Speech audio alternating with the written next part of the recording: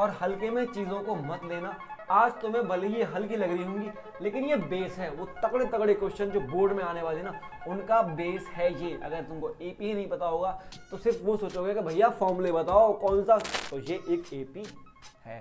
बहुत बड़े अक्षरों में, बहुत बड़े लेटर्स में ये एपी है। और मल्टीप्लाई होने पे एपी नहीं जीपी बनती है, ये तुम पढ़ोगे। यहाँ पे -2 आ गया, खत्म बात, खत्म बात। कहीं भी वो पैटर्न टूट गया, किसी भी जगह, चाहे एक जगह टूटे, अगर वो पैटर्न टूट गया तो फिर वो एपी नहीं है। कि पहचान एपी हूं मैं या नहीं, तो बहुत जल्दी जल्दी पहचानते हैं। हेलो दोस्तों, तो कैसा महसूस कर रहे हैं आप लोग? मैं उम्मीद करता हूं बहुत बेहतर महसूस कर रहे होगे और मौज काट रहे होगे मस्त छुट्टियों में।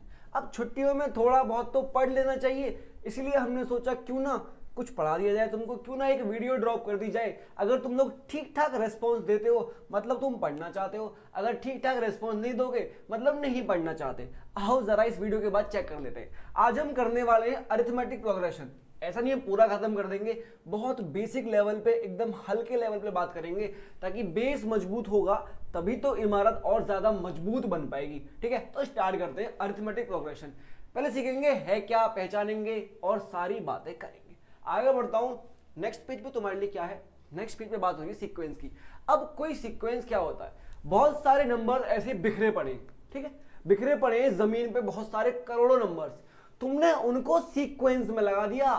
सीक्वेंस का मतलब समझते हो ना, या तो इंक्रीजिंग ऑर्डर में लगा दिया या फिर डिक्रीजिंग ऑर्डर में लगा दिया, मतलब एक सेंस बनने लगा, एक सीक्वेंस बनने लगा। फॉर एग्जाम्पल देखो जरा, ये पहले वाला नंबर है 1 2 3 6 8 11 101 103, ये इंक्रीजिंग ऑर्डर में लग गए, मतलब ये एक सीक्वेंस बन गया। ठीक है, दूसरे नंबर देखो 500 480 200 106 8972, ये डिक्रीजिंग ऑर्डर में लग गए, मतलब ये भी एक सीक्वेंस बन गया। तो एपी जो है, अरिथमेटिक प्रोग्रेशन जो है, वो भी एक तरीके का सीक्वेंस ही है। वहां पे नंबर असेंडिंग या डिसेंडिंग ऑर्डर में अरेंज रहते हैं, बस फर्क इतना है। क्या फर्क इतना है? इतना फर्क है, जरा देखो यहाँ पे गैप कितने का है? 1 का। गैप कितना है? 1। गैप कितना है? 3। गैप कितना है? 2। गैप कितना है? 3। गैप कितना है? बहुत ज्यादा, कितना? 90। ठीक है, तो यहाँ पे गैप फिक्स नहीं है, दो नंबर के बीच गैप फिक्स नहीं है, वेरी करता रहता है। ठीक है, बस इंक्रीजिंग ऑर्डर में हो या डिक्रीजिंग ऑर्डर में हो तो वो सीक्वेंस है। हमेशा सुना होगा तुमने जब स्कूल की प्रेयर में लाइन लगते हो कि सीक्वेंस से खड़े हो जाओ, रोल नंबर वाइज खड़े हो जाओ, है ना। वो सीक्वेंस क्या बनाता है कि भाई इंक्रीजिंग ऑर्डर में या डिक्रीजिंग ऑर्डर में खड़े हो जाओ। ठीक है, तो वही हमने यहां पे किया, लेकिन डिफरेंस हमको अलग अलग मिला हर जगह से। तो ये एक एपी की डेफिनेशन नहीं है, एक एपी बोल रहा हूं, एक एपी की डेफिनेशन है कि एक ऐसा सीक्वेंस जिसमें किन्हीं भी दो लगातार टर्म का डिफरेंस हमेशा सेम रहे। आई बात समझ में? नहीं आई? अभी समझाता हूं। मैं इनका डिफरेंस निकालता हूं। डिफरेंस कितना? -20, 20 कम हुआ, कितना कम हुआ? -280। तो ये डिफरेंस ऐसे अलग अलग आ रहा है, लेकिन एपी के अंदर डिफरेंस हमेशा सेम आएगा। चाहे यहां निकालो, चाहे यहां, चाहे यहां, चाहे यहां, चाहे यहां, हर जगह वो डिफरेंस सेम रहेगा। देखो नीचे डेफिनेशन भी है, but when the difference between two consecutive, मतलब लगातार terms, is same then it is an AP. अगर किसी भी सीक्वेंस में दो लगातार टर्म के बीच का डिफरेंस हमेशा सेम आ रहा है तो फिर वो एपी है। आगे बात समझ? आओ जरा थोड़े बहुत एग्जांपल करेंगे ताकि मजा आए जीवन में। देखो तुम्हारे सामने बहुत सारे नहीं, चार एग्जांपल हैं, 4 सीक्वेंस लिखे हुए हैं। तुमको बताना है इनमें एपी है कोई सा या एपी नहीं है। ठीक है, अब जो मैं डिफरेंस निकालने की बात कर रहा हूं, डिफरेंस कैसे निकालते हैं, जैसे यहां पे देखो डिफरेंस कैसे निकालेंगे। तुम 2 - 5 मत करना, तुम आगे वाली टर्म में से पीछे वाली टर्म माइनस करना। डिफरेंस हम हर बार ऐसे ही निकालेंगे, आगे वाली टर्म में से पीछे वाली टर्म माइनस करेंगे।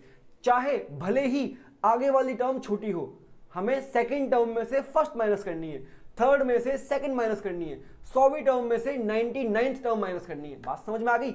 आगे वाली टर्म में से पीछे वाली टर्म ही माइनस करनी है, तभी पता चलेगा डिफरेंस क्या है। आओ जरा मैं फर्स्ट क्वेश्चन में ध्यान लगाता हूं। ठीक है, देखो यहां पर डिफरेंस क्या आएगा? डिफरेंस आएगा 5 - 2, 5 - 2 जो कि हो गया 3। ठीक है, मिटा दिया, 3 है। 8 - 5 3 है, 11 - 8 3 है, 14 - 11 3 है, 17 - 14 3 है, और आगे बढ़ता जाएगा। हर बार लगातार दो टर्म का डिफरेंस सेम आ रहा है, सेम मतलब वही फिक्स नंबर आता रहे, तो वो एक एपी कहलाती है। आगे बात समझ में आ गई ना? बहुत अच्छी बात है। अगर मैं तुमसे यहीं पे बोलूं कि इसके आगे की टर्म लिखो तो क्या भाई, 3 3 ऐड हो रहा है, 3 ऐड कर दो 20, 3 ऐड कर दो 23, तो तुम एपी में आगे कंटिन्यू भी कर सकते हो, क्योंकि वही नंबर फिक्स नंबर ऐड होता जाएगा, वही फिक्स नंबर माइनस होता जाएगा। अगर एपी डिक्रीजिंग है तो माइनस होगा, अगर एपी इंक्रीजिंग है तो प्लस होता जाएगा। देखो ये एपी इंक्रीजिंग ही थी, शायद कोई डिक्रीजिंग भी होगी, देखते हैं आगे। आओ जरा, गैप कितना है, 12 माइनस 6 6, 18 माइनस 12 6, 24 माइनस 18 6, 30 माइनस 24 6, है ना। डिफरेंस हर बार सेम आया, वही डेफिनेशन थी एपी की कि लगातार दो टर्म के बीच का गैप हमेशा सेम रहेगा, चाहे वो 1999 वाली टर्म के बीच का गैप हो या पहली और दूसरी टर्म का गैप हो, वो गैप हमेशा सेम रहना चाहिए, तभी वो एक एपी है। ठीक है, आओ थर्ड चेक करते हैं। 27 से 24 हुआ, 24 माइनस 27, आगे वाली टर्म में से ही पीछे वाली माइनस करनी है। 24 माइनस 27 बचेगा माइनस का 3, मतलब 3 माइनस किया, फिर से 3 माइनस हुआ, फिर से 3 माइनस हुआ, लेकिन यहां पे 2 माइनस हुआ, गैप हो गया चेंज, तो ये एपी नहीं है। ठीक है, क्योंकि डिफरेंस बदल गया भाई, यहां 3 माइनस 3 माइनस 3 माइनस 3, यहां पे माइनस 2 आ गया, खत्म बात, खत्म बात। कहीं भी वो पैटर्न टूट गया, किसी भी जगह, चाहे एक जगह टूटे, अगर वो पैटर्न टूट गया तो फिर वो एपी नहीं है। ठीक है, एपी होने के लिए हर जगह, हर एक जगह वो गैप सेम रहना चाहिए। ठीक है, आगे बढ़ते हैं, नीचे देखते हैं।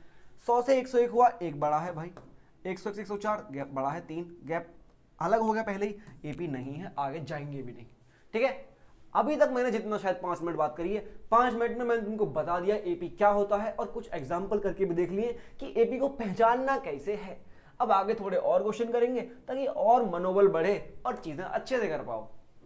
चलो भाई, some terms related to AP. अब एपी के बारे में पढ़ तो लिया, एपी क्या होती है, कुछ टर्म्स, कुछ जो हम यूज करेंगे जनरल बातें, उनको देख लेते हैं क्या है। देखो, कोई तुम्हारे सामने ये एपी लिखा हुआ है, ठीक है, A1 का मतलब है उस एपी की पहली टर्म, A2 का मतलब है उस एपी की दूसरी टर्म। हम ऐसे ही रिप्रेजेंट करेंगे, अगर एक एपी की 100वीं टर्म रिप्रेजेंट करनी है तो हम रिप्रेजेंट करते हैं A100, मतलब उस एपी की 100वीं टर्म। ठीक है, A3 A3 मतलब एपी की थर्ड टर्म, A4 मतलब एपी की फोर्थ टर्म, और AN मतलब कि एपी की n नंबर की टर्म। अब वो n कुछ भी हो सकता है, अगर n 1 लाख है तो एपी की 1 लाख नंबर की टर्म। ठीक है, ऐसे रिप्रेजेंट करते हैं। और जो डिफरेंस होता है, जो कॉमन डिफरेंस, कॉमन मतलब क्यों, क्योंकि हर जगह सेम है तो वो कॉमन डिफरेंस है, उसको रिप्रेजेंट करते हैं डी से। डी से रिप्रेजेंट करते हैं हम डिफरेंस को, और वो कैसे निकालते हैं, A2 माइनस A1, है ना, सेकंड टर्म में से फर्स्ट माइनस करो, या फिर A3 माइनस A2, इसमें से ये करो, या फिर A4 माइनस A3, है ना, इसमें से माइनस करो, या फिर AN प्लस 1 माइनस AN। समझ रहे हो, AN प्लस मतलब कि n प्लस 1 वाली टर्म में से उससे पिछली nth टर्म माइनस करो, ऐसे d निकलता है। इस d निकालने के लाखों करोड़ों तरीके हैं, जितनी टर्म्स एपी में हैं उतने तरीके हैं d निकालने के। ठीक है, तुम किसी से भी निकाल सकते हो, बस दो लगातार टर्म का डिफरेंस ही d है, उसी को हम d से रिप्रेजेंट करते हैं, और मैंने यहाँ पे बता भी दिया। आगे चलते हैं, आगे तुम्हारे सामने क्वेश्चन परोस दिए मैंने। क्या कह रहा है question, which are the following list of the numbers form an AP. List आएगी नंबर्स की, पहले तो एक ये लिस्ट क्या है, एक ही आया है। अब बताओ ये एपी है या नहीं, तुम क्या बताओगे, मैं बताता हूँ। देखो फटाफट वही काम करना, डी निकालते हैं। डी क्या होगा, A2 minus A1।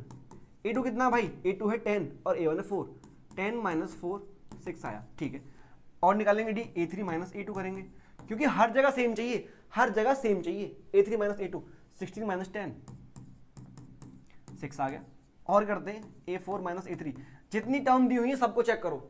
A4 minus A3 22 minus कितना 16 आया 6, बहुत बढ़िया।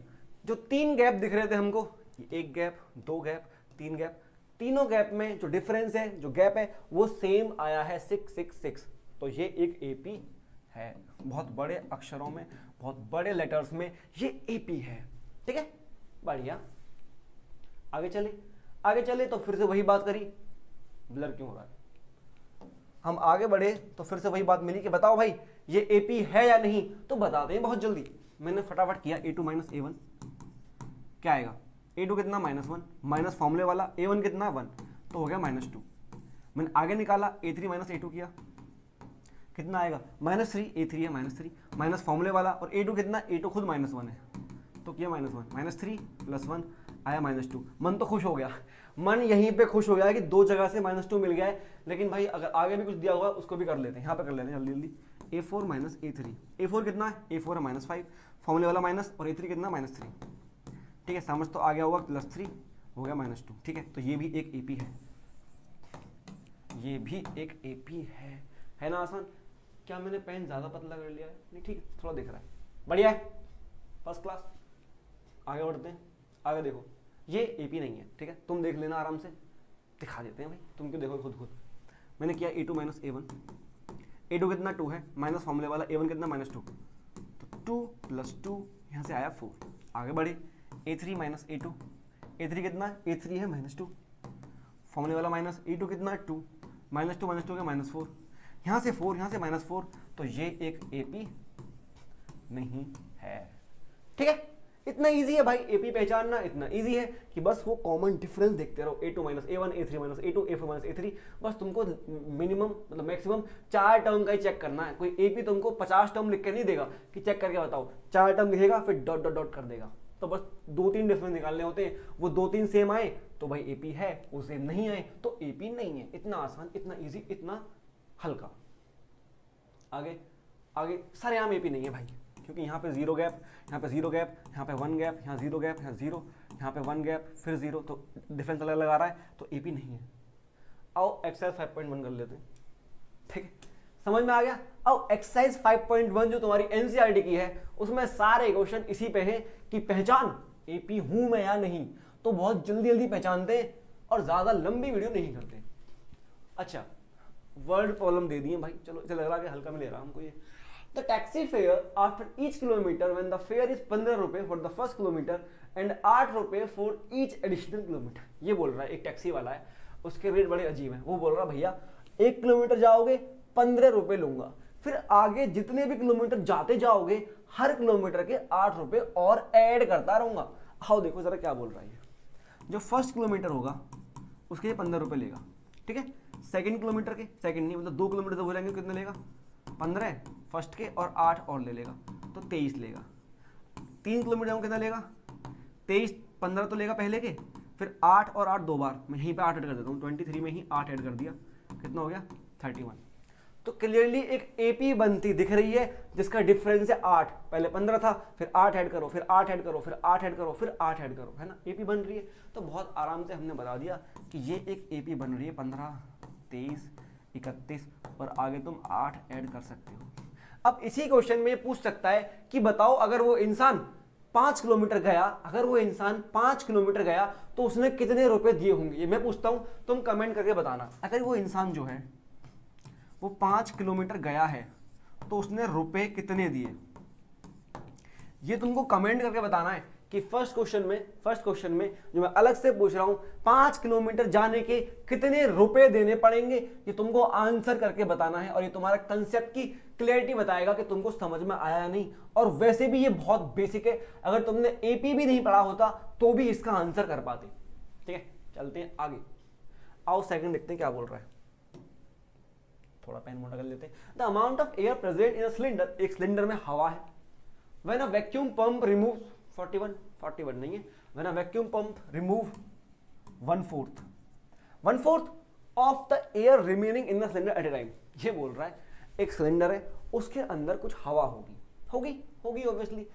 फिर क्या किया, वैक्यूम पंप से खींचा एक बारी में, तो वैक्यूम पंप क्या करता है, जितनी भी हवा उसके अंदर थी उसका 1/4 खींच लिया, है ना, 1/4 खींच लिया तो बची कितनी, 3/4। अब जो 3/4 बची है, अगली बार वैक्यूम पंप ने फिर खींचा तो उस 3/4 का 1/4 खींच लिया, अब उसका 3/4 बचा। नहीं समझ में आया, आओ समझाते हैं आराम से। मान लिया let air present in the cylinder कितनी है भाई, x मान लो, ठीक है, वैसे x मान लिया, ठीक है। तो स्टार्टिंग में x है। अब जब मैंने वैक्यूम पंप एक बार चलाया, आफ्टर फर्स्ट वैक्यूम लिख देता हूं मैं, जब एक बार मैंने वैक्यूम यूज कर दिया तो जो x था उसका 1/4 निकल गया, है ना। वो वैक्यूम पंप 1/4 खींच लेता है तो बचा कितना, कोई एक पूरा हिस्सा है उसका 1/4 हिस्सा निकाल लिया, बचा कितना, 3/4, 3/4 साइड में समझो, पूरा हिस्सा है इस पूरे हिस्से का 1/4 निकाल लिया तो बचेगा कितना, 4 - 1/4 बचेगा 3/4, ठीक है ना। तो उस हिस्से का 3/4 हिस्सा बच जाएगा पंप चलाने के बाद, तो बचा कितना 3/4x, ठीक है। अब जब आफ्टर सेकेंड वैक्यूम, जब मैं 2 बार वैक्यूम चला दूंगा तो क्या होगा, अब ये जो अमाउंट है इसका 1/4 निकल जाएगा तो इसका 3/4 बचेगा। समझ में आ रहा है ना, इस समय जो अमाउंट है उसका 3/4 बचेगा, तो 3/4x का भी 3/4 करूंगा तो ये हो जाएगा 3/4x का होल स्क्वायर, और ऐसे आगे जाएगा 3/4x का होल क्यूब, 3/4x का होल पावर 4, ऐसे चलता जाएगा। तो जो मेरा सीक्वेंस बन के आ रहा है, जो मेरा सीक्वेंस बन के आ रहा है वो आ रहा है x 3x/4 whole square 3x/4 whole cube, ऐसे चलता जाएगा ये, ठीक है। तो ये एक एपी नहीं दिख रही है क्योंकि यहाँ पे मल्टीप्लाई मल्टीप्लाई मल्टीप्लाई होता जा रहा है, ऐड नहीं हो रहा है। अगर कुछ ऐड होता तो लगता ये एपी है, कुछ घटता तो पता चलता ये एपी है। यहाँ तो मल्टीप्लाई हो रहा है और मल्टीप्लाई होने पे एपी नहीं जीपी बनती है। ये तुम पढ़ोगे 11th में, ज्योमेट्रिक प्रोग्रेशन, ठीक है। समझ में आ गया। और चाहो तो अपने मन की तसल्ली के लिए यहाँ से डिफरेंस निकाल लो, यहाँ से डिफरेंस निकाल लो, यहाँ से निकाल लो और देख लो हर जगह अलग अलग आ रहा है या नहीं। आगे बढ़ता हूँ क्योंकि ज़्यादा देर नहीं लगानी है, पढ़ो जरा फटाफट। ये क्वेश्चन मैं नहीं कर रहा, तुम्हारा होमवर्क है। क्वेश्चन नंबर 3 आराम से बताना कि क्या इसका आंसर है, एपी है या नहीं। खुद पढ़ के खुद जवाब देना, कुछ भी नहीं है, सीधा पढ़ना है। आओ जरा इसको बताता हूँ। The amount of money in the account every year when 10,000 is deposited at the compound interest rate of 8% per annum. कोई बिजनेसमैन इंसान है, उसने 10,000 रुपए, 10,000 है ना, हाँ डाल दिए, किसी अकाउंट में डाल दिए 8% पर एनम के कंपाउंड इंटरेस्ट पर। अब तुम वैसे तो 8th क्लास में, 9th में नहीं, 8th क्लास में सिंपल इंटरेस्ट, कंपाउंड इंटरेस्ट पढ़ के आए होगे, लेकिन मैं तुम्हारे मन की भावना समझ रहा हूं, तुम भूल गए, तुम्हें नहीं याद है कि सिंपल इंटरेस्ट क्या है, कंपाउंड इंटरेस्ट क्या है। तुम्हें एक ब्रीफ दूं, दे देता हूं। चलो देखो, मैंने कोई भी 10,000 ले लिया, 10,000 रुपए मैंने ब्याज पे चढ़ाए। सिंपल इंटरेस्ट क्या होता है, कंपाउंड इंटरेस्ट क्या होता है। सिंपल इंटरेस्ट पे क्या होता है, जैसे बोला 8% पर एनम, तो जो अमाउंट है उसका 8% हर साल मिलता रहेगा। तो 10,000 का 8% होगा 800, 8,000 कर दिया मैंने, 800। तो 800 रुपए पहली साल भी मिलेंगे इसको, दूसरी साल भी इसको 800 रुपए और मिलेंगे, तीसरी साल भी इसको 800 रुपए और मिलेंगे। हर साल वो ब्याज मिलता चला जाता है, ठीक है, बहुत बढ़िया। लेकिन कंपाउंड इंटरेस्ट में क्या होता है, इसने 10,000 रुपए लगाए, एक साल बाद मिलेंगे इसको 800 और, क्योंकि 800 ब्याज मिला, तो इसके रुपए हो गए 10,800, ठीक है, इतने अमाउंट हो गया। चलो ब्याज लिखता हूं, इंटरेस्ट लेता हूं, 800 ही मिला, 800 मिलने के बाद 10,800 रुपए हो गए। तो अब जो सेकेंड ईयर में इसको इंटरेस्ट मिलेगा वो इस पे मिलेगा, अब इसका 8% मिलेगा। लेकिन सिंपल में क्या था, 10,000 पे ही मिलता रहता है। लेकिन यहां पे जो एक साल का ब्याज मिल गया वो अमाउंट, वो प्रिंसिपल में ऐड करो और फिर इस पे इंटरेस्ट दो, फिर इनको ऐड करो, फिर इस पे इंटरेस्ट दो। तो ये एक मल्टीप्लाइंग फैक्टर में जाता है और ये एक ज्योमेट्रिक प्रोग्रेशन बनाता है, ना कि अरिथमेटिक प्रोग्रेशन। कहीं पे सिंपल इंटरेस्ट दिखे तो ये बनाएगा एपी, और कहीं पे कंपाउंड इंटरेस्ट दिखे तो वो बनाएगा जीपी, ठीक है। एक्सप्लेन करें, चलो और अच्छे से एक्सप्लेन करते हैं। तुम जाओ अपने घर, क्योंकि यहां पे हमने एसआई और सीआई ही देखा था। प्रिंसिपल कितना है, प्रिंसिपल है इसका 10,000 रुपए, 10,000। अब तुमको थोड़ा सा याद होना चाहिए, मैं याद दिला देता हूं कि कंपाउंड इंटरेस्ट में अमाउंट निकालने का फॉर्मूला है प्रिंसिपल इंटू 1 + R/100 की पावर n। क्या क्या है, ये ए अमाउंट है कि कुछ साल बाद अमाउंट कितना हो गया, पी प्रिंसिपल है कितना रुपया लगाया था, 1 तो 1 है, आर है रेट ऑफ इंटरेस्ट क्या है, और एन है टाइम, कितने साल बाद तुम पैसा देख रहे हो, 2 साल बाद, 3 साल बाद, 1 साल बाद, ठीक है। तो वैल्यू वेरी करेगी। तो आफ्टर 1 ईयर, ठीक है भाई, आफ्टर 1 ईयर उसका पैसा कितना हो जाएगा, उसका पैसा होगा प्रिंसिपल कितना 10,000 इंटू 1 प्लस रेट है 8/100 की पावर 1, क्योंकि 1 साल बाद देख रहे हैं, सॉरी। आफ्टर 2 ईयर क्या होगा, 10,000 रुपये तो रहेंगे ऐसे कैसे, 1 + 8/100 की पावर 2।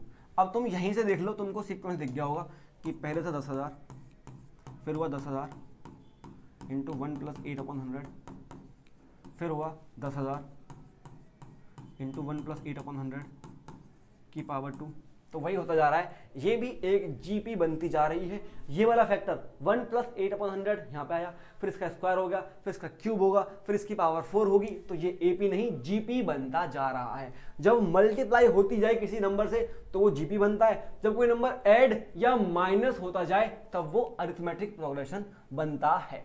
ठीक है, इनफ है, इनफ होगा, मैंने काफी डिटेल में बताया। चलता हूँ आगे की तरफ और फटाफट आंसर करते जाओ अब जल्दी जल्दी। ठीक है, अब एकदम खींचना है, मेरे को नहीं पता कितने मिनट की रिकॉर्डिंग हो गई है, बहुत लंबी नहीं रखनी है वरना तुम देखोगे ही नहीं। Right first 4 term of the AP. एक एपी की स्टार्टिंग की 4 टर्म लिखनी है, तुमको ए और डी दे रखा है। देखो ए का मतलब क्या है, ए का मतलब है पहली टर्म, और डी का मतलब है वो डिफरेंस जोड़ते जाओ और आगे टर्म्स बनाते जाओ। देखो ए कितना है 10, 10 में 10 ऐड करो 20, 10 ऐड करो 30 और 10 ऐड करो 40, बन गया एपी। इतना सिंपल है। पहली टर्म होती है ए, फिर होती है ए प्लस डी, फिर होती है ए प्लस 2d, फिर होती है ए प्लस 3d। ये हो गया, तुम ए में मानना चाहो या फिर ध्यान से देखो, सेकंड टर्म ये थी, इस सेकंड टर्म में ही डी ऐड किया तो ए प्लस 2d बना, इस थर्ड टर्म में ही डी ऐड किया तो ए प्लस 3d बना, इस टर्म में ही डी ऐड करूंगा तो ए प्लस 4d बनेगा। ये हम एक्सप्लेन करेंगे नेक्स्ट वीडियो में कि ये सब कैसे बन रहा है। इसको अभी हम मिटा देते हैं। तुमने एपी बढ़िया बना लिया है, बहुत अच्छी बात। आगे देखो, ए है -2, फर्स्ट टर्म होगी -2, डी है 0, मतलब कुछ ऐड करना ही नहीं है तो -2 ही रही अगली टर्म भी, फिर -2 और फिर -2। ये भी एक एपी है। अगर डिफरेंस 0 है, एक ही नंबर रिपीट कर रहा है तो वो भी एक एपी है विद डिफरेंस 0। ठीक है, आगे देखो, ए है 4, डी है -3, मतलब इस बार माइनस माइनस करना है। तो पहले हुआ 4, -3 किया तो बचेगा 1, -3 किया कितना बचेगा -2, फिर -3 किया बचेगा -5।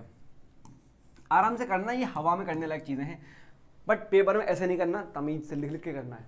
ठीक है, ए है -1, डी है 21 प्लस का, तो पहला 1, फिर 21 ऐड किया 22 हो गया, फिर 21 ऐड किया कितना हो गया 43, फिर 21 ऐड किया 64।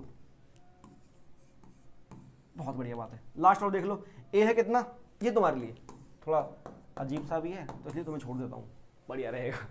ठीक है भाई, सिंपल प्लस ही करना है और कुछ खास नहीं इसमें करना है।